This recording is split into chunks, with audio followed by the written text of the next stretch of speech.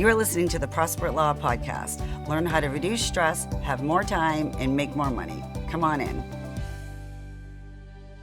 I'm Greg McCollum, and I built a 7-figure criminal defense law firm. I formed Prosperous Law to show criminal defense law firm owners who are desperate for success how to grow from under $200,000 to $1 million and beyond.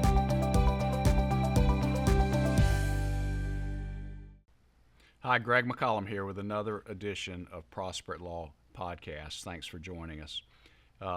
Today's topic is what percent do you spend on marketing? And it's important to know those numbers, and it's something that I struggled with. So as you know, in this podcast, we talk about criminal defense. If you listen to this podcast and you're not a criminal defense lawyer exclusively, hopefully there's some benefit to you. One of the things that I've found is that a lot of lawyers, certainly small law firms, people in a revenue range under $500,000, say, or even lower, sometimes higher, a lot of lawyers are not, they're not that practice specific. Maybe they love doing criminal defense, but they do family law to pay the bills. I know a lot of lawyers in that situation. So we think people that could listen to this and benefit from it maybe do both. Maybe they love one and hate one, and eventually they can learn to drop the one they hate because they can make money from the one they love. But along the way, we try to give you insights and the benefit of our experience so you can know how to improve your life, have more free time, make more money, and have some peace of mind, because that's just the thing that lawyers lack, is peace of mind. I talked about this in an earlier podcast, that practicing law, owning a law firm, is one of the most stressful things that people do. It's extremely stressful. I think I also use the term, you have a suicidal law firm, and that's probably something very offensive to say, but unfortunately, and it's something that I've witnessed. I've seen lawyers reach that point. And so part of the reason that I do this, and part of our mission, is to show lawyers how they can make their life better incrementally, where they can do things to have processes and systems and make enough money and know how to market, know how to bring in cases, so they can start moving out of that stressful life and start moving into something that's a little bit more peaceful and more comfortable and more scheduled, and not just coming at them or coming at you at this pace.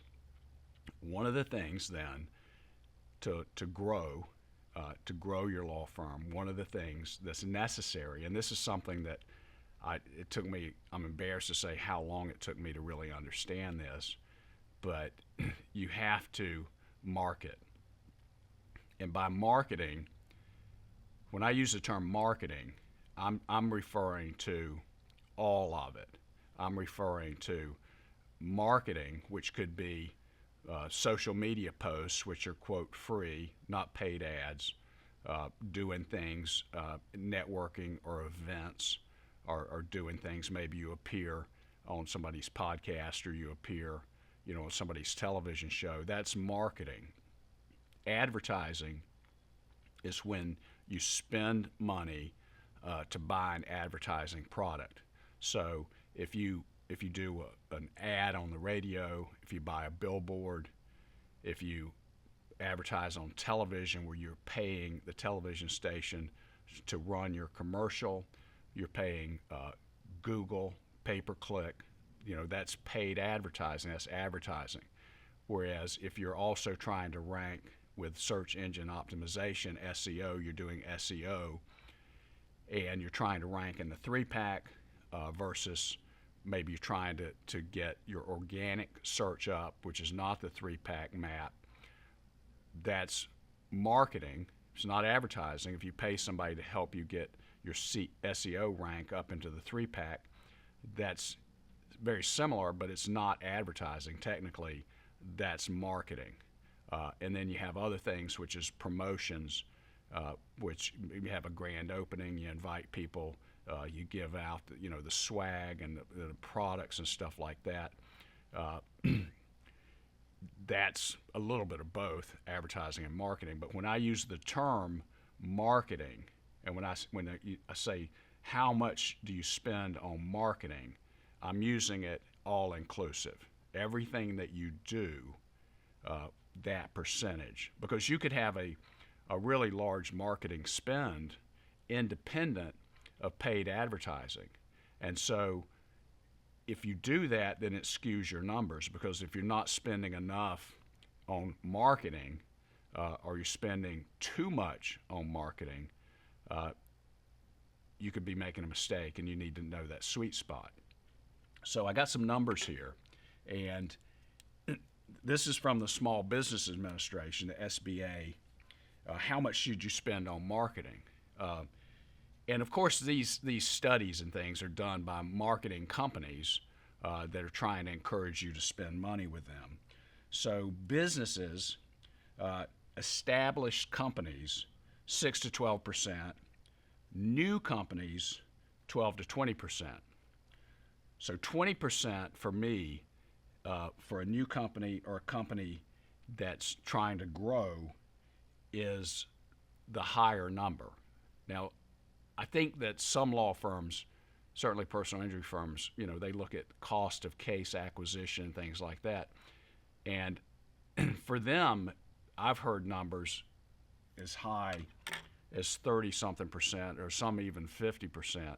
And they talk about when somebody refers a multi-million-dollar case to them, they will pay, say, half of the fee by associating the lawyer that sent the case.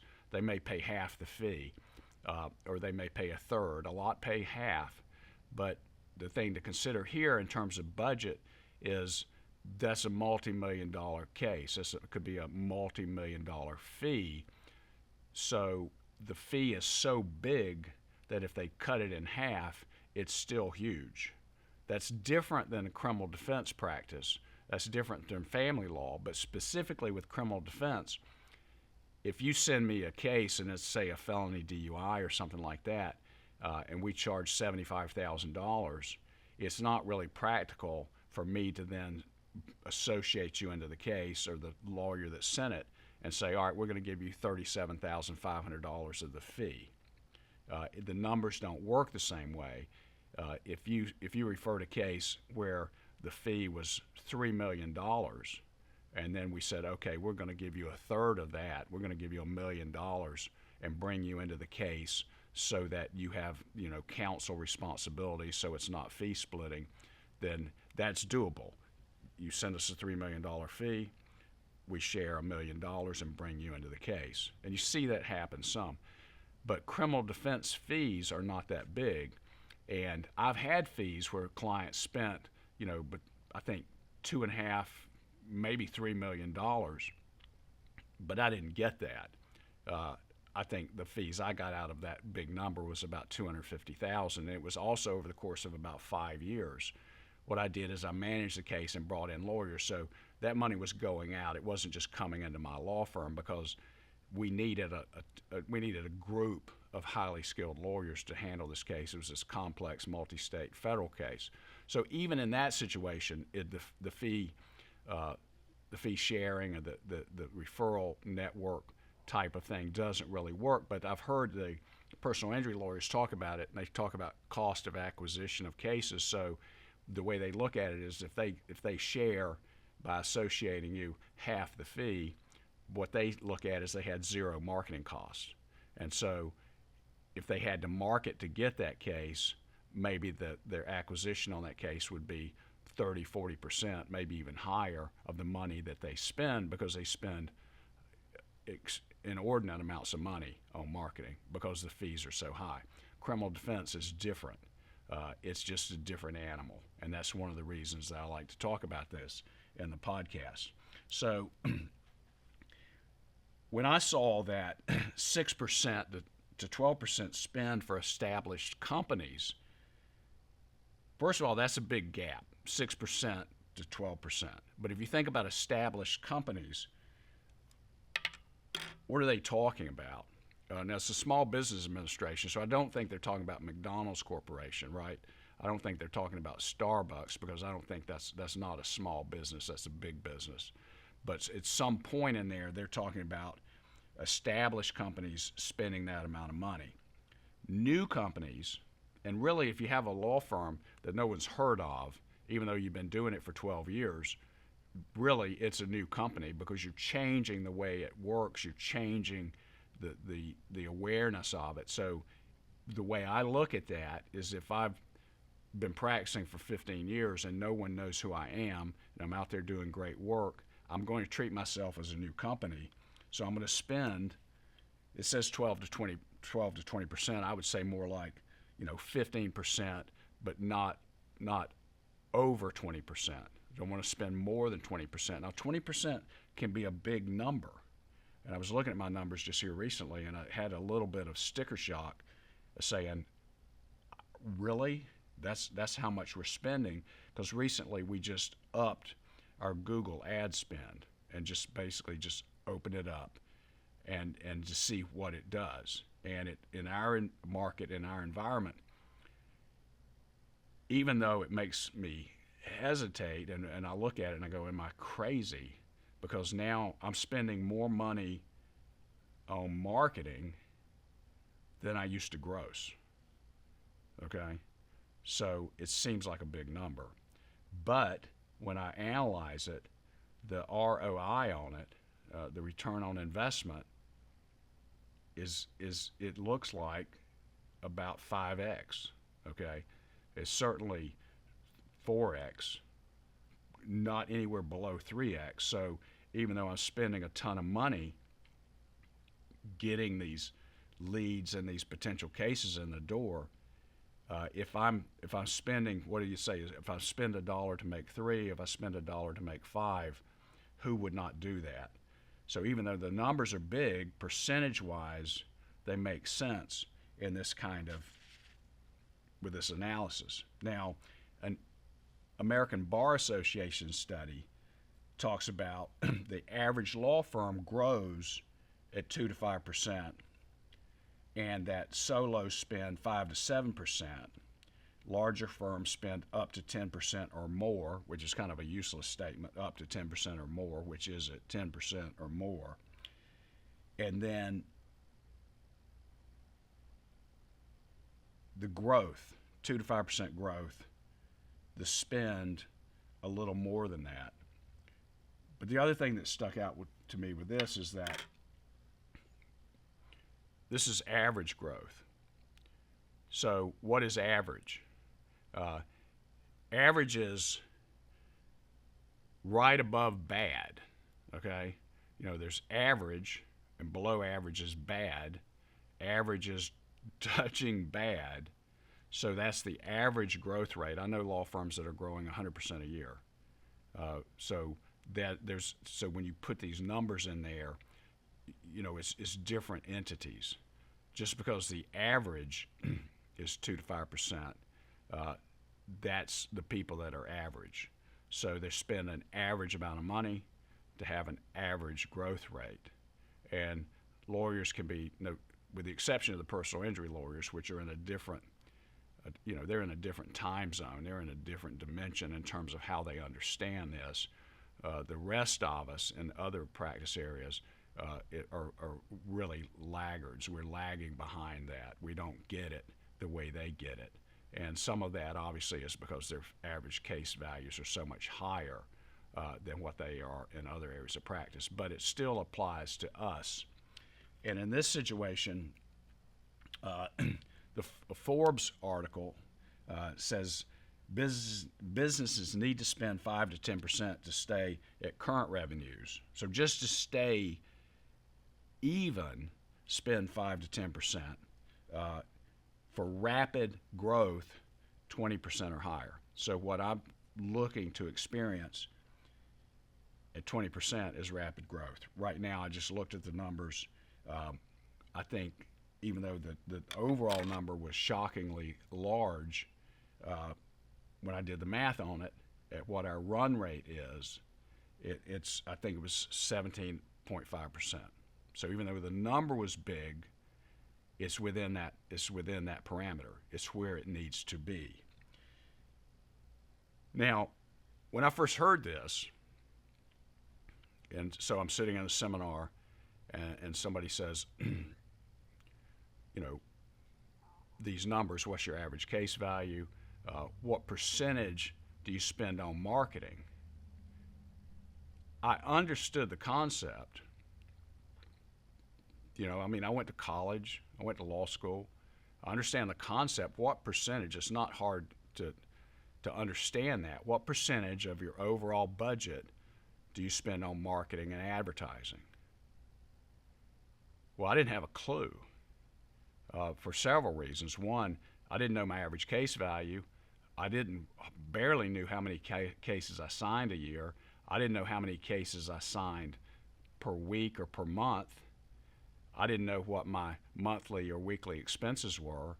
I didn't know what my advertising spend was, not that I was doing any, okay?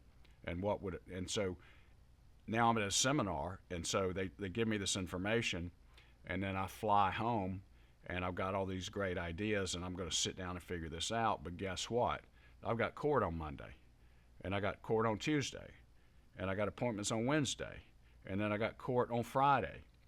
So now weeks are clicking by, and I've got this great information, but I don't have enough capacity to even figure out the answer.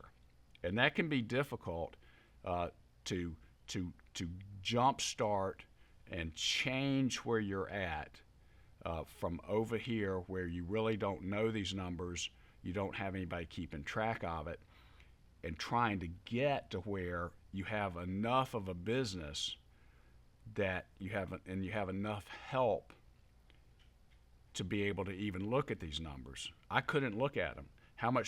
What's your average, what's your percent spend? I don't know. When I get a bill, I try to pay it.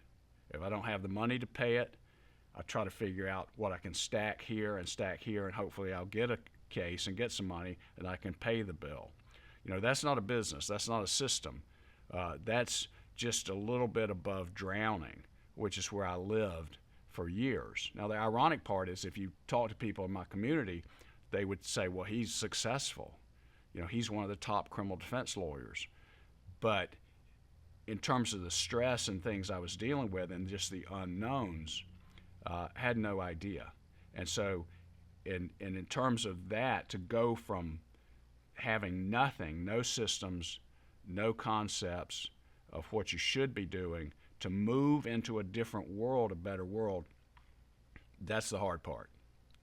That's not easy because you're also handling these cases yourself. You're also handling these client calls. You're also dealing with your assistant calling in sick. You're dealing with, you went to court, you don't have the file. You went to court on the wrong day. Your client is late, and you're trying to figure that out. So all of that stuff just consumed my work life, and it was very difficult to get from there over to here a little bit. Once you start making some progress, though, and it's incremental. There's no magic secret, even though I see it online advertising all the time. Do this and go from here to here in 90 days. This is bullshit. It's not going to work. It's incremental. And once you make that incremental improvement, that got a little bit better. You have a little bit more time and focus, and you start to kind of climb a ladder until you get to a point, which takes some time, and you get to revenue numbers to where you've got money to solve problems. You've got money to hire professionals to do things for you. You got money to pay a first-class bookkeeper. You got money to get an A-player office manager. But it's a process. But it's a process that I've done. It's a process other people have done, and I've seen it happen. I've seen it happen in my own life, and my life is very different. 5 or 6 years ago, 10 years ago, there's no way I could be sitting here doing this podcast because I'd have to have the phone. And secondly, I would have to be somewhere. I didn't have anybody to be in those places for me. So that journey takes some time, but the beginning of it is you have to make enough money to jumpstart the growth. How do you make more money? You make more money by marketing, and by that I mean marketing and advertising. And if you're not doing any, do a little, and start somewhere, and then try to figure out what percentage you're spending. Because if you've got 3% growth or no growth, or your law firm's going sideways, that's the answer. You're not spending money on marketing and advertising. And that doesn't mean you go throw a bunch of money at something and pray it works. You have to work smarter, not just harder. You have to work smarter, and you have to understand what you're doing. And the basis of that is having the parameter of what percentage do you spend on this. So how do you figure that out? When I first heard this, I thought, oh, wow, I don't think I'm doing that much. I'm not sure what I'm doing. But I couldn't answer the question. How much do you spend on marketing? And by that they mean advertising and marketing. I don't know. What percentage of your budget is marketing? I don't know. What's your marketing budget? I don't have a budget. And then when I go back to it, and this is very frustrating, very difficult, when I go back to it, I use QuickBooks. It was so screwed up and so miscategorized that it literally took years to straighten that out. I think I went through 8 or 9 different accountants. It seems simple, right? But I can't sit down and go through that with the accountant because I'm in court. Okay, I've got another thing I have to do. I'm in 2 courts. I'm going from court to court. So when am I going to sit down with this person? I literally didn't have the time to do it. And so that means what? I couldn't afford to pay them anyway. Okay, I didn't have the money to pay them to have an expert go through this with me. So what did I do? I kind of grinded through it, where I slowly just got better and better to where now I can tell you we spend 17.5% currently on the marketing. And then what does that 20% number look like? What do you measure it against? Well, I'm looking at the run rate. What's our run rate now? Because we're meeting our goals, our weekly goals, our monthly goals, our quarterly goals. We're going to meet or exceed our year-end revenue goal. So I'm not looking at 17.5% of what I made last year, because we're making more this year, and I've increased it. But as I've increased it, and we get the more cases coming in, then the percentage levels out, because it's a higher percentage than last year. But that's not my measurement. My measurement is our run rate and what we expect to do this year. So the amount of money, if I keep it under 20%, because I want rapid growth, but there are other factors with rapid growth, because we have to have the capacity to handle it. Okay, we interviewed a new potential paralegal yesterday, which I'm going to hire because I pegged her as an A player. She's going to move from another state. I'm going to have her start in about 4 weeks, and so then I'll have the capacity to do it. So I'm increasing it, but it's not just getting more cases, it's also getting the work done and getting people in there that know how to do it and are going to be trained to do it, and somebody that I think is an A player. Now, training her and whether she has experience and all that, that's another topic for another day. So an earlier podcast, I talked about metrics and numbers and KPIs, key performance indicators. And so that's also a part of this. And that's one of the challenges, is because if you listen to this, you go, yeah, how much do I spend on marketing? And you go, what percentage do I spend? You have to, go figure that out. You have to figure out, and it may be just going through your paper bills, or it may be looking at your accounting software and trying to see what's coded properly, what's not coded properly to get that number.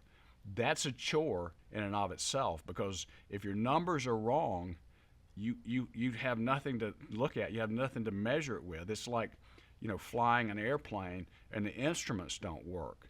If the altimeter doesn't work and you don't know how high you are above the ground, it doesn't matter that they tell you to stay at a certain altitude because you don't know where you are. So there's another part of that where you have to go back and grind through that and figure out those numbers. But once you do it, then you'll have the answer. That right there will give you some peace of mind. Now the other thing is, besides these percentages, when I first heard it,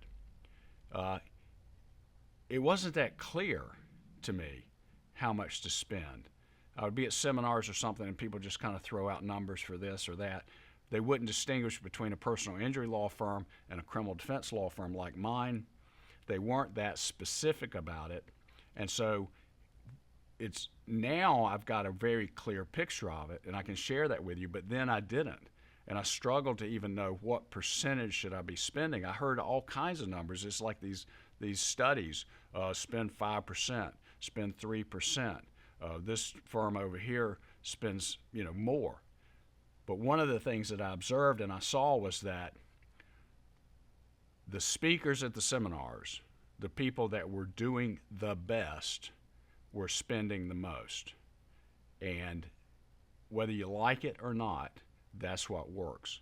When I first started practicing law as a criminal defense lawyer after I'd left the district attorney's office, I honestly thought that if I was an incredible criminal defense lawyer and I could cross-examine a witness and break down a witness and I could present my theory and I could be personable to the jury and I could just be this wonderful, magical trial lawyer, that people would figure that out and come and hire me and pay me big fees. Well, that won't happen, okay?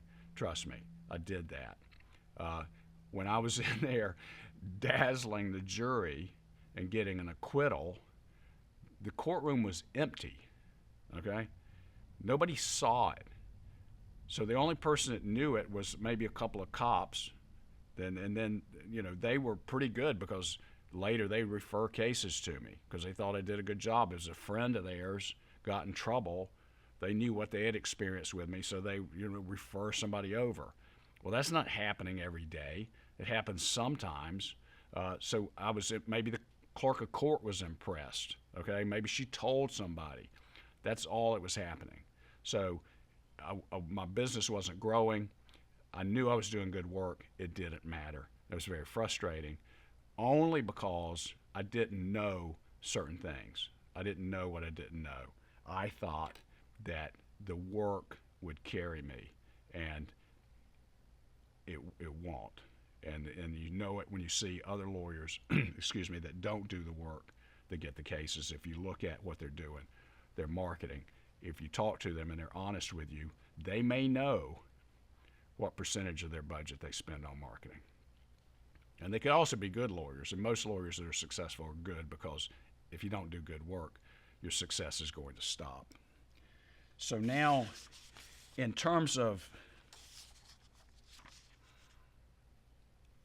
what you need to know is what percentage of your annual budget do you spend on marketing? And that's a crucial number to know, because you'll know in terms of all the buckets in your business where you take in money and spend money, you'll know if they're in alignment. Because if they're not in alignment, you may be going out of business.